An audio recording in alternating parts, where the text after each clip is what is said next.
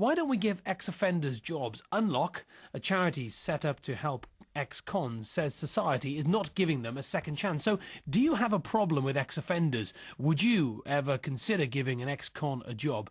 Unlock are saying ex-prisoners are being forced onto the dole and possibly back into crime because no one will offer them jobs. 03700 100 110 to have your say. Christopher Stacey is with us, who's an ex-offender and a law student, now information and advice officer for Unlock. Hello, Christopher. Good afternoon, Jason. Good afternoon. Welcome to the programme. And Chris Bath is here, who's Director of Projects with Unlock. Hello to you, Chris. Hello. So we'll use those names, OK? We'll have Christopher and we'll have Chris. So, Christopher, let's start with you then. This comes down to trust, doesn't it? Trust is part of it. I think actually what it's about is giving people the opportunity to change their lives. At the moment, we have a system that punishes people, but then once they've paid their debt to society, punishes them for the rest of their lives, and that cannot be right. At the moment, we do not have a system that allows people to truly be reformed and to be fully reintegrated in society, and that's a problem. I hope you don't mind, but I'm going to ask you your story, Yep. Christopher. As I said, you're an ex-offender and law student. Now you work for Unlock, of course. What happened to you? I've completed my law studies. I've got both an LLB law degree and a master's in law, and I'm not allowed to practice at the moment as a solicitor or barrister. I was convicted back in 2006, received a suspended prison sentence, have fully complied with the sentence that I was given, completed my studies, completed my master's, applied to become a solicitor and was refused because of my criminal conviction. Now, that profession is exempt from current legislation which allows certain convictions not to be disclosed, and so for the rest of my life I'll have to disclose that conviction if I want to be a solicitor. So in essence, I'll never be allowed to be a solicitor with my previous conviction. So you can't go on your chosen career path because you were convicted of theft? Correct. I mean, the amount of effort placed both on my part and on the system to educate me and to take me through my sentence with the aim of rehabilitating me and reintegrating me back into society was ineffective, in that although I've been very fortunate to get a job with an organisation that I truly passionately believe in what we do, actually where I could go, I could provide a lot to people in very similar situations to me, and I'm currently not able to do that. Yeah, well, some people might be listening to this programme, Christopher, and say, well, OK, you haven't been convicted of theft since that conviction from what was your part-time job at the time, but you're a thief. And how can you embark on a career in law? I fully accept that I did something wrong. I was punished for it, and I served my sentence. I think what we have at the moment is not a system that accepts that people change and that people can actually be law-abiding citizens and make a positive contribution to society.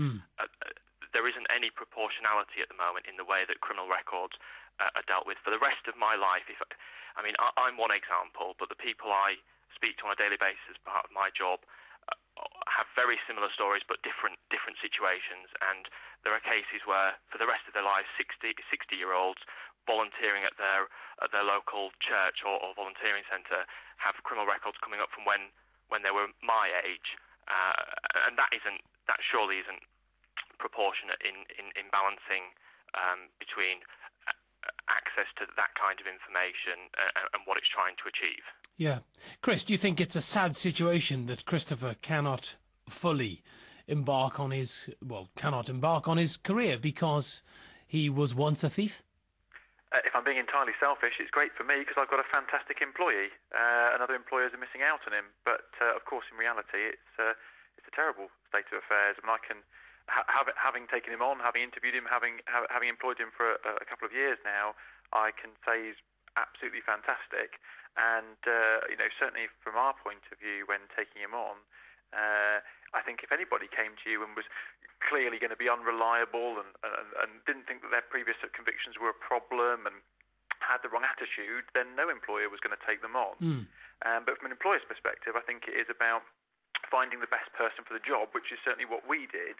And as Chris said, it's not just his specific case. He speaks to different people every single day. And actually, it took us 3 tries, but we finally got the government to admit they've got a database with all the people with criminal convictions on, and there's 8 million people in the UK on that database. And that's something like a fifth of the UK working population. And the Ministry of Justice has recently put out some figures that show that 1 in 3 men have got a conviction by the age of 54, and that's not speeding offences and parking fines. That's criminal offences. So I think it's sort of the last great taboo in terms of people feel it's absolutely fine to discriminate at people based on convictions. But actually, if you pull under the skin slightly, you'll find that people do have criminal convictions far more commonly than people really realise. People tend to think of criminals as almost these people with a sort of, a mask across their face and a stripy T-shirt and a bag-marked swag. The reality is, particularly the way that the sudden influx of laws that have happened over the last decade, the number of people who have actually got a criminal record in this country is absolutely huge. So we have to be a little bit careful about trying to say, but everyone in a box saying you're all criminals.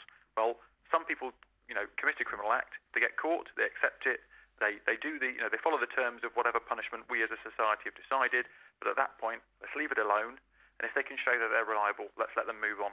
Why did you employ Christopher? Best person for the job.